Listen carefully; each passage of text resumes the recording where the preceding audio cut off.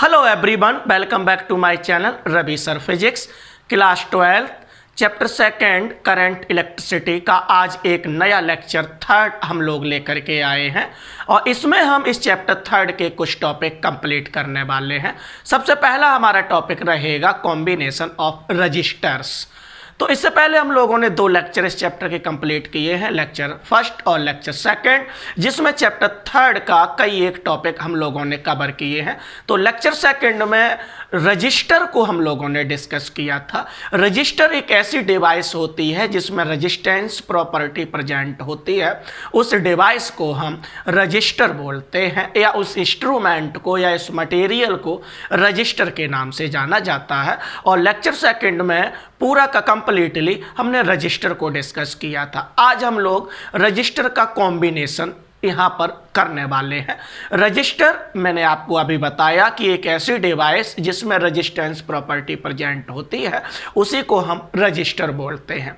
Resistance एक material की ऐसी प्रॉपर्टी होती है जो करंट का अपोज करती है। उसमें फ्लो होने वाले करंट का अपोज जिस प्रॉपर्टी से होता है उसी को हम रजिस्टेंस कहते हैं। और जिस मटेरियल या जिस इंस्ट्रूमेंट या जिस डिवाइस में रजिस्टेंस की प्रॉपर्टी प्रेजेंट होती है उसको हम रजिस्टर बोलते हैं। रजिस्टर एक कंपोनेंट होता है जिसका यूज हम सर्किट को बनाने में करते हैं। जितने भी इलेक्ट्रिकल या इलेक्ट्रॉनिक सर्किट हैं उनको बनाने के लिए उसमें हम रजिस्टर का भी यूज करते हैं। तो ये भी कह सकते हैं कि रजिस्टर जो है वो एक कंपोनेंट होता है सर्किट का। तो जब किसी सर्किट को बनाते हैं तो एक से ज़्यादा रजिस्टर हमें कनेक्ट करने पड़ते हैं। एक से ज़्यादा रजिस्टेंस कनेक्ट करना ही कॉम्बिनेशन ऑफ रजिस्टर्स या कॉम्बिनेशन ऑफ रजिस्टेंस भी बोल देते हैं। ये आपको ध्यान रखना पड़ेगा। तो कॉम्बिनेशन ऑफ रजिस्टर्स का मतलब है किसी भी इलेक्ट्रॉनिक सर्किट को बनाने के लिए एक से ज़्यादा रजिस्टर कैसे कनेक्ट करेंगे तो वो करना सीखना ही कॉम्बिनेशन ऑफ रजिस्टर में हम लोगों को पढ़ना है। तो जितने भी इलेक्ट्रॉनिक कंपोनेंट होते हैं जब एक से ज़्यादा कनेक्ट किए जाते हैं तो उनका कॉम्बिनेशन जो हम करते हैं तो उनके दो ही नाम रखे जाते हैं, या तो सीरीज का कॉम्बिनेशन होता है या पैरेलल का कॉम्बिनेशन होता है। तो यहाँ पर हम लोग रजिस्टर का सीरीज कॉम्बिनेशन को पढ़ेंगे और सीरीज कॉम्बिनेशन में इक्विवेलेंट रेजिस्टेंस को कैसे फाइंड करेंगे ये सीखेंगे। इसी तरीके से पैरेलल कॉम्बिनेशन को हम लोग यहाँ पर पढ़ेंगे और उसमें इक्विवेलेंट रेजिस्टेंस को कैसे फाइंड करेंगे ये भी पढ़ेंगे। इक्विवेलेंट रजिस्टर होता क्या है, इक्विवेलेंट को किसको बोला गया है, तो हम आपको बता दें जितने भी सर्किट में रजिस्टर लगे हुए हैं उन सभी को रिप्लेस कर दिया जाए और एक सिंगल रजिस्टर कनेक्ट कर दिया जाए और सिंगल रजिस्टर वही काम करना शुरू कर दे जो सभी के सभी रजिस्टर मिलकर के कर रहे थे, तो उस सिंगल रजिस्टर को उनका इक्विवेलेंट रजिस्टर के नाम से जाना जाता है। और उस इक्विवेलेंट रजिस्टर का जो रजिस्टेंस होगा उसी को हम इक्विवेलेंट रजिस्टेंस बोलते हैं। और इक्विवेलेंट रजिस्टेंस के लिए ही हमें एक छोटा सा डेरिवेशन करना पड़ता है और ये डेरिवेशन एग्जाम में आते हैं, इसलिए हम लोग यहां पर उनको करना सीखेंगे कि सीरीज कॉम्बिनेशन में इक्विवेलेंट रेजिस्टेंस को कैसे फाइंड करेंगे और पैरेलल कॉम्बिनेशन में इक्विवेलेंट रेजिस्टेंस को कैसे फाइंड करेंगे। तो सबसे पहले यहां हमने टॉपिक को शुरुआत कर दिया है रजिस्टर्स या रेजिस्टेंसेस इन सीरीज। यहां मैंने रेजिस्टेंस लिखा है, आप चाहो तो यहां रजिस्टर्स भी लिख सकते हैं, रजिस्टर्स इन सीरीज। सीरीज में रजिस्टर कैसे कनेक्ट होते हैं, तो मुझे मालूम है कि सीरीज में रजिस्टर एक ऐसा सीरीज कॉम्बिनेशन होता है जिसमें रजिस्टर अगर कनेक्ट है तो उन सभी में फ्लो होने वाला करंट जो है वो इक्वल होता है, एक ही वैल्यू होती है, करंट सेम होता है। तो ऐसे कॉम्बिनेशन को ही हम सीरीज कॉम्बिनेशन कहते हैं। तो ये एक पहचान है, आप लोग याद रखेंगे कि सीरीज कॉम्बिनेशन में जितने भी रजिस्टर कनेक्ट हैं उन सभी में फ्लो होने वाला करंट एक ही होता है। तो ऐसे कॉम्बिनेशन को ही हम सीरीज कॉम्बिनेशन के नाम से जानते हैं। ये पहचान। पोटेंशियल डिफरेंस जो है वो अलग अलग भी हो सकता है और सेम भी हो सकता है, ये वैल्यू पर डिपेंड करता है। तो लेकिन ये फिक्स है कि जितने भी रजिस्टर आपके सीरीज में होंगे सभी के सभी में आपका करंट जो है वो सेम होना चाहिए।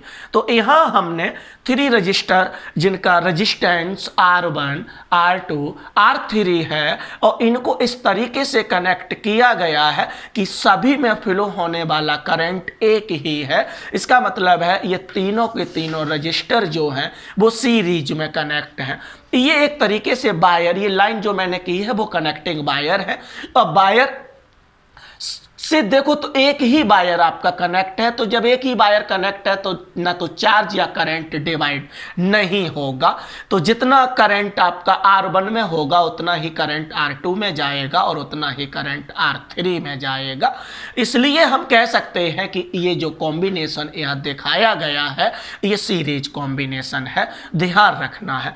तो सीरीज कॉम्बिनेशन में मैंने यहाँ पर ये रजिस्टर्स कनेक्ट किए और कनेक्ट करने के बाद में उसे मैंने एक इलेक्ट्रिक सेल से कनेक्ट कर दिया जिसका पोटेंशियल डिफरेंस जो है वो V है। कुछ लोग डेल्टा भी बोल सकते हैं, तो ध्यान रखना है ये V जो है वो पोटेंशियल डिफरेंस है इस सेल का। और इस पोटेंशियल डिफरेंस होने की वजह से ही यहाँ पर चार्ज फ्लो होने लगा, मींस करंट फ्लो होने लगा। तो इस सेल से जो करंट हमें मिला वो करंट मैंने I यहाँ पर सपोज कर लिया। तो I करंट यहाँ से फ्लो होते हुए सबसे पहले ये R1 रजिस्टर में पहुँच रहा है और R1 से फिर ये R2 पर पहुँच रहा है और फिर ये R3 पर पहुंचते हुए धीरे धीरे इस तरीके से सर्किट में लगातार I करंट ही फ्लो हो रहा है। मतलब हर रजिस्टर में करंट I ही है। इसकी वजह से हम कह सकते हैं कि आपका ये कॉम्बिनेशन जो है वो सीरीज कॉम्बिनेशन में कनेक्ट है। पोटेंशियल डिफरेंस जो है वो हर रजिस्टर का अलग अलग होगा। कैसे पता चला कि पोटेंशियल डिफरेंस अलग अलग होगा?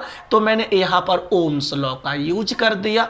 ओम्स लॉ क्या होता है तो हम लोग डिस्कस कर चुके हैं लेक्चर सेकंड में।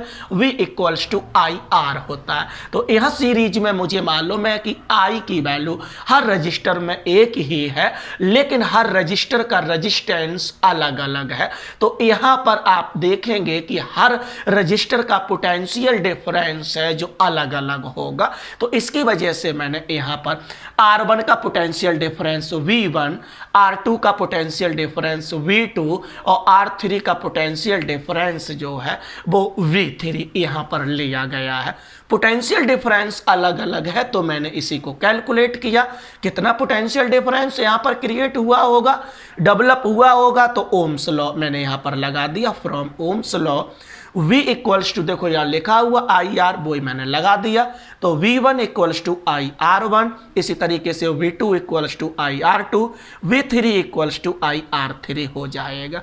ये पोटेंशियल डिफरेंस जो क्रिएट हुआ है वो अगर देखा जाए टोटल पोटेंशियल कितना होगा तो टोटल पोटेंशियल इसके इक्वल होगा, क्योंकि अगर ये सेल हम कनेक्ट नहीं करते तो ये करंट फ्लो नहीं होता और करंट फ्लो नहीं हो रहा, इसका मतलब कोई भी पोटेंशियल डिफरेंस यहाँ पर क्रिएट नहीं है। इसकी वजह से मैंने टोटल पोटेंशियल इनका कैलकुलेट किया। तो टोटल पोटेंशियल को मैंने सम कर दिया और ये सम किसके इक्वल होगा तो इस पोटेंशियल के इक्वल होगा, इसलिए मैंने लिख दिया। तो सीरीज में अगर टोटल पोटेंशियल निकालना है तो सभी का ओम्स लॉ से पोटेंशियल कैलकुलेट कर लो, फिर उसका सम कर दीजिएगा तो सर्किट का टोटल पोटेंशियल आपको पता चल जाएगा। V1, V2, V3 की मैंने यहाँ पर वैल्यू लगा दी। वैल्यू लगाने के बाद देखा कि I कॉमन है तो मैंने I कॉमन ले लिया और ब्रैकेट में कितना मिला तो R1 + R2 + R3 और मैंने इसको इक्वेशन फर्स्ट बोल दिया। मुझे यहाँ मैं बता चुका हूँ कि यहाँ पर मुझे इक्विवेलेंट रजिस्टर का इक्विवेलेंट रेजिस्टेंस फाइंड करना है और मैं अभी बता भी चुका हूँ उसकी डेफिनेशन क्या होती है। तो मैंने जितने भी सर्किट में रजिस्टर लगे हुए थे सभी रजिस्टर को एक ऐसे सिंगल रजिस्टर से रिप्लेस कर दिया जिसका रजिस्टेंस RS बोल दिया। सीरीज की वजह से मैंने S लगा दिया जिससे आपको पता चले कि ये RS सीरीज कॉम्बिनेशन का इक्विवेलेंट रजिस्टेंस है। और उसी सेल से मैंने कनेक्ट कर दिया तो उतना ही करंट आपका फ्लो होगा। सिंगल रजिस्टर होने की वजह से यहाँ पर जो पोटेंशियल डिफरेंस डेवलप होगा वो तब तक लगातार बढ़ता रहेगा जब तक कि वो सेल के पोटेंशियल डिफरेंस के इक्वल नहीं हो जाता। तो इसकी वजह से मैंने यहाँ नहीं लिखा क्योंकि इसका पोटेंशियल डिफरेंस इसी के इक्वल होगा। तो यहाँ से पोटेंशियल डिफरेंस कितना होगा, तो फिर मैंने ओम्स लॉ अप्लाई कर दिया और ओम्स लॉ अप्लाई करके मुझे मिला V equals to IRS। Equation मैंने इसको सेकंड बोल दिया। दोनों इक्वेशन का लेफ्ट साइड एक ही है तो राइट साइड भी एक ही होगा, तो इसलिए मैंने from equation first and second यहाँ पर लिख दिया और दोनों की वैल्यू लगा दी, राइट साइड इक्वल कर दिया। तो IRS equal to IR1 plus R2 plus R3, I से I कैंसिल हो जाएगा और RS इक्वल्स टू क्या मिला मुझे R1 plus R2 plus R3। तो यहाँ इस डेरिवेशन को देखने से पता चलता है कि सीरीज कॉम्बिनेशन में इक्विवेलेंट रेजिस्टेंस निकालने के लिए जितने भी रजिस्टर आपके सीरीज कॉम्बिनेशन में लगे हैं सभी के रेजिस्टेंस का सम कर दीजिएगा तो इक्विवेलेंट रेजिस्टेंस आपका पता चल जाएगा। यहाँ से ये भी पता चल रहा है कि इक्विवेलेंट रेजिस्टेंस की वैल्यू उस हाईएस्ट रेजिस्टेंस से भी ज्यादा होगी, ये ध्यान, जो कि हाईएस्ट वैल्यू का रेजिस्टेंस सर्किट में लगा हुआ है। जैसे कि मैंने बोल दिया यहाँ पर 2, 3, 5 ओम के रजिस्टर कनेक्ट हैं और हम ये कहें बेटा ये सीरीज में कनेक्ट हैं, इनका इक्विवेलेंट कितना होगा, तो आप कह सकते हैं कि सर इनका इक्विवेलेंट हमेशा हाईएस्ट वैल्यू से हमेशा ज़्यादा आएगा। मींस इक्विवेलेंट जो रजिस्टेंस आएगा इन तीनों का वो हमेशा 5 से ज़्यादा होगा, ये मेरे कहने का मतलब है। तो सीरीज का फॉर्मूला आप लोग लर्न रखेंगे और उसकी पहचान भी रखेंगे क्योंकि सीरीज में करंट सेम होता है और इक्विवेलेंट रेजिस्टेंस कैलकुलेट करने के लिए हम R1 plus R2 plus R3 फॉर्मूले का यूज करते हैं। तो दो रेजिस्टेंस है तो R1 प्लस R2 हो जाएगा और ज़्यादा है तो इसी तरीके से आपका R1 plus R2 plus R3 और डॉट डॉट RN तक चला जाएगा। तो ये आपका सीरीज कॉम्बिनेशन था जिसमें हमने इक्विवेलेंट रेजिस्टेंस को फाइंड किया और उसकी पहचान को देखा है। अब हम लोग एक नया कॉम्बिनेशन पढ़ने वाले हैं जिसका नाम है पैरेलल कॉम्बिनेशन। तो मैंने यहाँ हेडिंग भी डाल दी है, resistances in parallel combination. Resistance in parallel combination की अगर हम बात करते हैं, पहचान की बात करते हैं, तो हम आपको बता दें पोटेंशियल डिफरेंस जो है जितने भी रजिस्टर हैं सभी का सेम होता है और करंट जो है वो हर रजिस्टर का डिफरेंट होता है। तो पहचान ये है कि पोटेंशियल डिफरेंस अगर सेम है, ये ध्यान रखना है, पोटेंशियल डिफरेंस जो है वो सेम होता है किसमें, पैरेलल कॉम्बिनेशन में। करंट सेम भी हो सकता है और डिफरेंट भी हो सकता है, लेकिन पोटेंशियल डिफरेंस 100% आपका है वो सेम ही होगा, ये आपको ध्यान रखना है। तो यहाँ पर मैंने पैरेलल कॉम्बिनेशन का सर्किट ड्रॉ किया है। तो 3 resistors of resistances R1, R2 and R3 are connected in parallel combination, और ये पैरेलल कॉम्बिनेशन में मैंने इस तरीके से कनेक्ट कर दिया है। दूसरे तरीके से भी इसका बना सकते हैं, बस हम इस तरीके से बनाते हैं सर्किट क्योंकि हर एक रजिस्टर का पोटेंशियल डिफरेंस जो है वो एक ही रहे, सेम रहे। पोटेंशियल डिफरेंस तभी सेम रहेगा जब 2 पॉइंट होंगे जहां पर हम रजिस्टर कनेक्ट करेंगे तो वो सेम होंगे। अगर पॉइंट अगर अलग अलग हो जाएंगे तो उसका पोटेंशियल डिफरेंस भी अलग अलग हो जाएगा, इसलिए मैंने इस तरीके से सर्किट बनाया। और तीनों के केस में देखो यही 2 पॉइंट है, यही दोनों पॉइंटों पर हर रजिस्टर को मैंने कनेक्ट किया है और इस सिस्टम को या इस सर्किट को मैंने एक सेल से कनेक्ट कर दिया जिसका पोटेंशियल डिफरेंस जो है वे है। जैसे ही हम इस सर्किट को सेल से कनेक्ट करेंगे, पोटेंशियल डिफरेंस होने की वजह से सेल के थ्रू करंट आपका फ्लो होने लगेगा, उस करंट को मैंने I बोल दिया। जैसे ही करंट ये I यहाँ पहुंचेगा, अलग अलग वायर में ये डिस्ट्रीब्यूट हो जाएगा। तो मैंने सपोज कर लिया कि R1 में I1 फ्लो हो रहा है, R2 में I2 फ्लो हो रहा है एंड R3 में I3 करंट फ्लो हो रहा है। इस तरीके से आप देख सकते हैं आगे फ्लो होते हुए यहाँ तीनों का सम हो जाएगा तो फिर आपको I के इक्वल ही मिल जाएगा, इसलिए मैंने ये I लिख दिया है। तो यहाँ पर अब हम लोग हर रजिस्टर का करंट निकालेंगे। तो करंट को फाइंड करने के लिए फिर मैंने ओम्स लॉ लगा दिया और ओम्स लॉ आपका V इक्वल्स टू IR होता है, I equals to V upon R हो जाएगा। तो I1 equals to V upon R1, I2 equals to V upon R2 और I3 equals to V upon R3 हो जाएगा। टोटल करंट कितना होगा, तो हमने तीनों का सम कर दिया। वो सम किसके इक्वल होगा, जितना इस सेल से करंट मिला है, आई करंट हमें क्योंकि यही करंट तो डिस्ट्रीब्यूट हुआ है तो उनका सम भी इसी के इक्वल होगा। तो मैंने यहाँ पर सम कर दिया है क्योंकि चार्ज कंजर्व होता है, ये बोला गया है और हम जानते भी हैं। तो I1 plus I2 plus I3 किया, I1 I2 I3 की वैल्यू लगाएंगे तो आप देखते हैं कि V कॉमन होगा, तो मैंने V कॉमन ले लिया। अब ब्रैकेट में क्या मिला, 1/R1 plus 1/R2 plus 1/R3 होगा यहाँ पर। तो यहाँ पर 1/R3 मैंने लिख दिया है। अब मुझे इक्विवेलेंट रेजिस्टेंस फाइंड करना है, तो तीनों के तीनों रजिस्टर रिप्लेस कर दिए। एक सिंगल रजिस्टर जिसका रेजिस्टेंस मैंने RP बोल दिया है और सेल से कनेक्ट कर दिया। करंट कितना मिलेगा, तो I करंट मिलेगा यहाँ पर। इस केस में हमने ओम्स लॉ लगा करके और I इसके अक्रॉस कितना करंट फ्लो हो रहा है उसको मैंने फाइंड किया, तो I इक्वल्स टू V/RP हो जाएगा। ये भी टोटल करंट है और इक्वेशन फर्स्ट में भी ये टोटल करंट है। दोनों का लेफ्ट साइड एक ही है तो राइट साइड भी मैंने इक्वल कर दिया। राइट साइड इक्वल करने से देखा कि B कैंसिल हो जाता है और हमें क्या मिलता है, 1/RP equals to 1/R1 plus 1/R2 plus 1/R3 मिलता है। तो यहाँ हम देखते हैं कि पैरेलल कॉम्बिनेशन में रेजिस्टेंस का जो फॉर्मूला है वो रेसिप्रोकल्स का सम हो रहा है। तो 1/R1 plus 1/R2 plus 1/R3 आप लर्न रखेंगे। और इसमें हम आपको बता दें कि इक्विवेलेंट रेजिस्टेंस की वैल्यू हमेशा कितनी आएगी, तो हमेशा उस रेजिस्टेंस से कम आएगी जो सबसे लोएस्ट वैल्यू का रेजिस्टेंस है। तो अगर इस केस में हम इक्विवेलेंट रेजिस्टेंस निकालना चाहें, अगर ये सपोज कर लें कि ये तीनों के तीनों पैरेलल में है, तो RP की वैल्यू जो है वो हमेशा लेस देन आएगी 2 ओम से। तो ये एक आंसर पता करने की एक ट्रिक है, तो ये आप लोग याद भी रखें ताकि आपका आंसर जो है वो पता चल सके कि हाँ हमारा सॉल्यूशन करेक्ट है या नहीं है।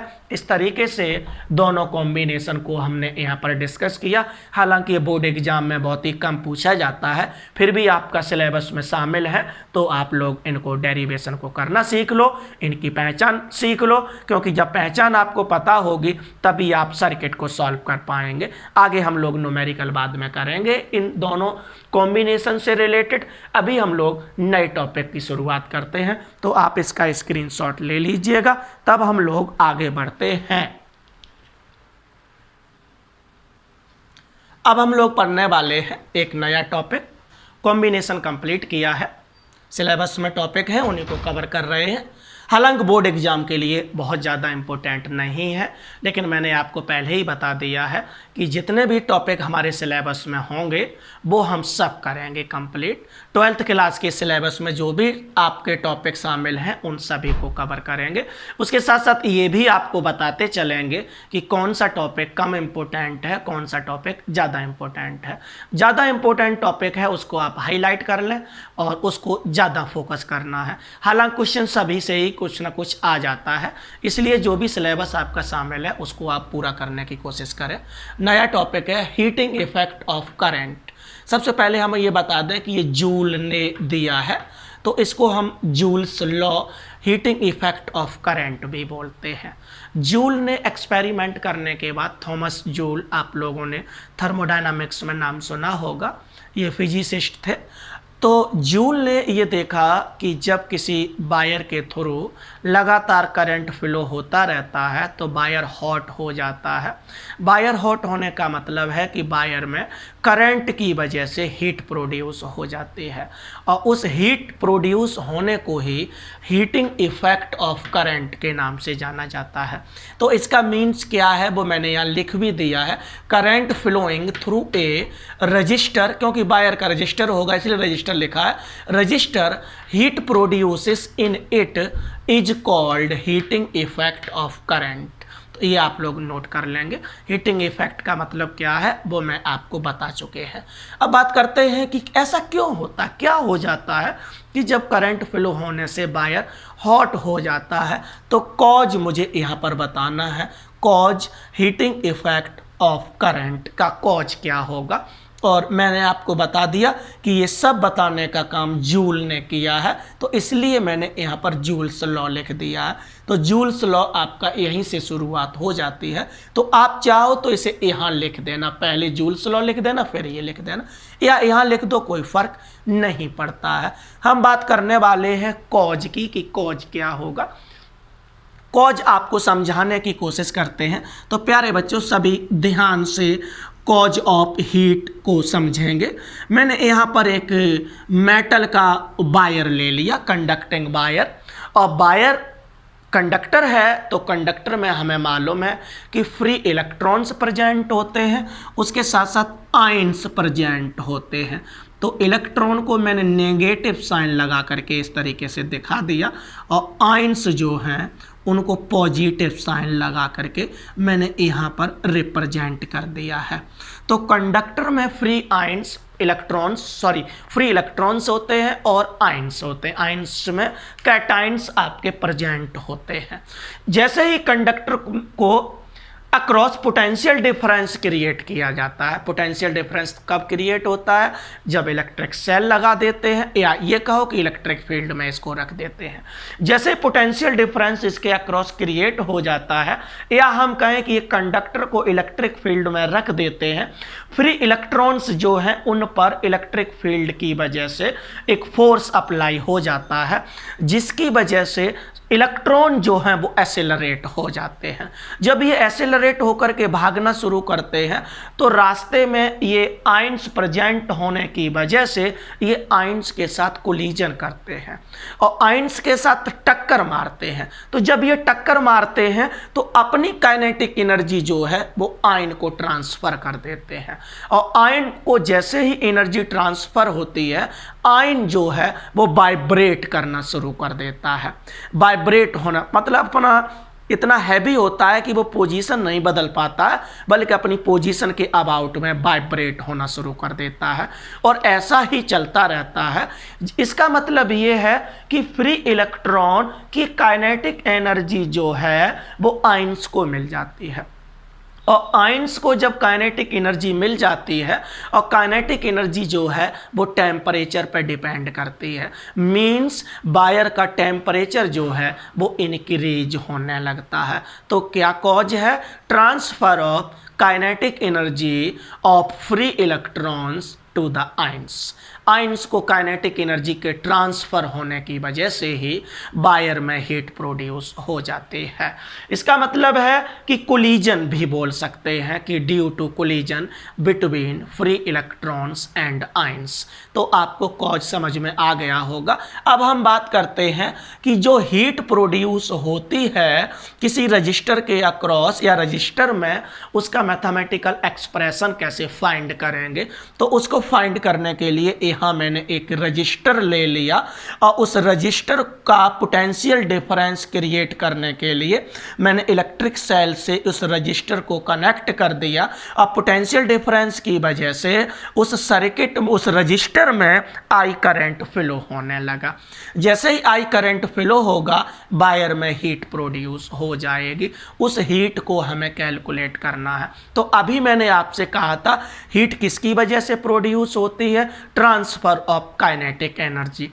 अगर मुझे काइनेटिक एनर्जी पता चल जाती है तो हम हीट को कैलकुलेट कर सकते हैं, क्योंकि kinetic energy equal to heat कर सकते हैं। 11th क्लास का यहाँ पर प्यारे बच्चों मुझे यूज करना पड़ेगा, और 11th क्लास में आपने पढ़ा होगा work energy theorem. Work energy theorem को चैप्टर 6 में हम पढ़ते हैं, जिसमें हम पढ़ते हैं कि change in kinetic energy equals to work done. अगर मुझे वर्क डन पता चल जाए तो हम काइनेटिक एनर्जी भी कैलकुलेट कर सकते हैं। इसीलिए मैंने यहाँ पर वर्क डन को कैलकुलेट किया है। तो ये आप ध्यान रखेंगे, हीट को कैलकुलेट करने के लिए मुझे क्या कैलकुलेट करना पड़ेगा? वर्क डन कैलकुलेट करना पड़ेगा। वर्क डन का फॉर्मूला हम लोग पढ़ चुके हैं, पोटेंशियल डिफरेंस इनटू चार्ज। तो मैंने पोटेंशियल डिफरेंस इनटू चार्ज लिख दिया है। पोटेंशियल डिफरेंस चार्ज क्यू को हम करंट के फॉर्म में कैसे लिख सकते हैं? तो इलेक्ट्रिक करंट जब पढ़ा था तो ये फॉर्मूला पढ़ा था कि Q इक्वल्स टू IT होता है, तो मैंने IT लगा दिया। तो कितना वर्क डन हो रहा है? टी टाइम तक अगर आई करंट को फ्लो हो कर रहे हैं तो इतना मुझे वर्क डन करना पड़ रहा है वी आई टी, और ये वर्क डन ही काइनेटिक एनर्जी के इक्वल होगा। और मैंने कहा काइनेटिक एनर्जी हीट में कन्वर्ट होती है, इसलिए डायरेक्ट मैंने लिख दिया कि ये वर्क डन ही हीट के इक्वल हो जाएगा। तो कितनी हीट प्रोड्यूस होगी अगर किसी रजिस्टर में कितनी देर तक करंट फ्लो किया जाए, टी टाइम तक आई करंट को फ्लो किया जाए, और पोटेंशियल डिफरेंस कितना है वी, तो कितनी हीट प्रोड्यूस होगी B I T, joule heat produce होती है। इस एक्सप्रेशन को हम अदर फॉर्म में भी लिख सकते हैं, तो मैंने यहां से v हटा दिया, तो ओम्स लॉ की हेल्प से v equal to I R लिख दिया, और i पहले से तो आई स्क्वायर आर टी हो गया। इसी तरीके से i की जगह पर v अपॉन आर लिख दिया, और v पहले से तो v square T upon R हो गया। तो कितनी हीट प्रोड्यूस होगी, या तो वी आई टी जूल, या I square R T joule, या V square T upon R joule होगा। वैसे हीट के लिए हम कैलोरी का यूज करते हैं, तो जूल को कैलोरी में भी कन्वर्ट कर सकते हैं। तो अगर ये मैंने जो लिखा है ये जूल में लिखा हुआ है, और अगर इसको हम कैलोरी में कन्वर्ट करते हैं तो जूल को जब कैलोरी में कन्वर्ट करते हैं तो 4.2 से डिवाइड कर दिया जाता है। तो ये भी आप ध्यान रखेंगे कि अगर जूल को कैलोरी में कन्वर्ट करना है तो 4.2 से हम डिवाइड कर देंगे। तो मैंने देखा कि टी टाइम तक अगर आई करंट को किसी रजिस्टर में फ्लो कराते हैं तो कितना हीट प्रोड्यूस होता है, V I T heat produce हो जाती है। तो इस तरीके से आप हीट को कैलकुलेट करना मैंने सिखाया, और इसी को हम joules law of heating effect भी बोलते हैं। न्यूमेरिकल आए हुए हैं इससे रिलेटेड, तो आप लोग इन फॉर्मूलों को याद रखेंगे। आगे बढ़ते हैं और अगले टॉपिक की बात करते हैं, इलेक्ट्रिक पावर क्या होता है। तो पावर हम लोगों ने 11th क्लास में डिस्कस किया है, rate of doing work is called power, और पावर का एक्सप्रेशन होता है वर्क अपॉन टाइम। तो मैंने 11th का फॉर्मूला लिख दिया वर्क अपॉन टाइम। कितना वर्क डन होगा अगर इसी सर्किट का यूज किया जाए, तो V I T upon T लिख दिया, तो मैंने टी से टी कैंसिल हो गया, और पावर का फॉर्मूला क्या मिला वी आई। तो इलेक्ट्रिक पावर को हम इस तरीके से डिफाइन कर सकते हैं, the product of potential difference to the current across the resistor या अक्रॉस द कंडक्टर। किसी कंडक्टर के पोटेंशियल डिफरेंस और उसमें फ्लो होने वाले करंट का अगर प्रोडक्ट कर दिया जाता है तो जो प्रोडक्ट मिलेगा उसी को हम इलेक्ट्रिक पावर कहते हैं। तो आप लोग ध्यान रखेंगे, इलेक्ट्रिक पावर का means the product of potential difference to the current. Unit की अगर हम बात करते हैं तो पावर की यूनिट जूल पर सेकंड या वॉट होती है, और वॉट को हम लोग डब्ल्यू से रिप्रेजेंट करते हैं, या मैंने यहाँ पूरा लिख दिया WATT। तो इलेक्ट्रिक पावर का एक्सप्रेशन आप याद रखेंगे क्या होता है, BI होता है। इसको भी हम एनोदर फॉर्म में लिख सकते हैं, तो मैंने यहाँ लिख दिया, या इसको B रिप्लेस कर दिया ओम्स लॉ लगा करके, तो आई स्क्वायर आर मिला, या वी स्क्वायर अपॉन आर मिला। तो पावर के तीनों फॉर्मूले याद रखेंगे और उसका मीन्स भी लर्न रखेंगे। मीन्स क्या होता है, product of voltage potential difference to the current. ये आपको ध्यान, यूनिट क्या होती है, वॉट इसकी यूनिट होती है। अगला टॉपिक हमारा है इलेक्ट्रिक एनर्जी। ये छोटे छोटे टॉपिक हैं। इलेक्ट्रिक एनर्जी, पावर में अगर टाइम का मल्टीप्लाई कर देते हैं तो जो आंसर मिलेगा उसी को हम इलेक्ट्रिक एनर्जी कहते हैं। तो पावर में अगर टाइम का मल्टीप्लाई कर देंगे तो वर्क डन मिलेगा, तो वर्क डन का ही दूसरा नाम है इलेक्ट्रिक एनर्जी। ये स्पेशली इलेक्ट्रिक के केस में, अगर किसी सर्किट में करंट फ्लो हो रहा है, किसी अप्लायंस में या किसी बल्ब को ले लो, अगर किसी बल्ब में आपका करंट फ्लो हो रहा है तो उस बल्ब की पावर और कितने टाइम तक आपने करंट फ्लो किया, दोनों का प्रोडक्ट कर देंगे तो इलेक्ट्रिक एनर्जी पता चल जाती है कि इस बल्ब ने कितनी इलेक्ट्रिक एनर्जी को कंज्यूम किया है, या ये कह सकते हैं कि कितनी काइनेटिक एनर्जी जो है वो पावर में इलेक्ट्रिक एनर्जी में कन्वर्ट हुई है। तो इलेक्ट्रिक एनर्जी का सीधा फॉर्मूला याद रखेंगे, पावर इनटू टाइम। ऐसा यूनिट क्या हो जाएगी, जूल हो जाएगी। एक कॉमर्शियल यूनिट और होती है इलेक्ट्रिक एनर्जी का, जिसको हम यूज करते हैं, जिसकी हेल्प से ही हमारे घरों की जो मीटर की रीडिंग है वो पता चलती है, कितना इलेक्ट्रिसिटी हमने कंज्यूम किया इसका पता चलता है। तो उस कॉमर्शियल यूनिट को हम किलोवाट आवर बोलते हैं। किलोवाट आवर, इसको शॉर्ट फॉर्म में KWH कहते हैं। तो किलोवाट आवर क्या है, तो आपका हो गया it is the commercial unit of electric energy. क्या रिलेशन होता है इसका जूल के साथ में, तो 1 किलोवाट आवर किलोवाट को वाट में कन्वर्ट करेंगे तो क्या 1000 का मल्टीप्लाई करना पड़ेगा, और आवर को सेकंड में कन्वर्ट करेंगे तो 60 इंटू 60 करना पड़ेगा। सॉल्व करेंगे तो कितना मिलेगा, 3.6 इंटू 10⁻6 जूल। तो ये आप लर्न भी रखेंगे, 1 kilowatt hour equals to 3.6 into 10⁻6 joule होता है, और kilowatt hour is the commercial unit. किस तरीके से हम पावर कंजप्शन या इलेक्ट्रिसिटी का बिल का हो या इलेक्ट्रिक एनर्जी का कंजप्शन निकालते हैं, तो जिसको हम लोग बेसिकली यूनिट बोलते हैं, तो यूनिट को कैलकुलेट करने का ये फॉर्मूला भी लिख दिया ताकि हम अपने मीटर की रीडिंग पता कर सकें और उससे बिल भी पता कर सकें। वाट मतलब कि अप्लायंस जो चल रहे हैं उनका टोटल में कितना पावर है और कितने घंटे तक हम उसको चला रहे हैं, और 1000 का डिवाइड कर देते हैं तो नंबर ऑफ यूनिट्स पता चल जाती हैं। 10th क्लास में भी आपने इस फॉर्मूले का यूज किया होगा, ये 10th में भी था इसलिए कम इंपॉर्टेंट है। ये फॉर्मूले इंपॉर्टेंट है कि अगर सीरीज कॉम्बिनेशन है, अभी हम लोग डिस्कस कर चुके हैं, तो सीरीज कॉम्बिनेशन में इक्विवेलेंट पावर कितनी होगी, तो सीरीज कॉम्बिनेशन में पावर जो है 1/p equals to 1/p1 plus 1/p2 plus 1/p3 आया है। कैसे आया है ये मुझे जरूरत नहीं थी इसलिए मैंने यहाँ नहीं लिखा, इसको केवल आपको लर्न करना पड़ेगा। पैरेलल कॉम्बिनेशन में इक्विवेलेंट या टोटल पावर का फॉर्मूला क्या होता है, तो P equals to P1 plus P2 plus P3 होता है। तो इस तरीके से प्यारे बच्चों आपने देखा कि हमने इसमें पावर को या जूल्स, हीटिंग को, या छोटे छोटे टॉपिक हैं उनको कवर किया, कॉम्बिनेशन भी कवर किया। आज इस लेक्चर में जो लेक्चर 3rd है उसमें हम यहीं तक कंप्लीट करेंगे, और जल्द ही लेक्चर 4th में हम इसके आगे के टॉपिक लेकर के आएंगे। आप स्क्रीनशॉट लेना चाहो तो स्क्रीनशॉट ले लीजिएगा। प्यारे बच्चों, thank you for watching my this lecture.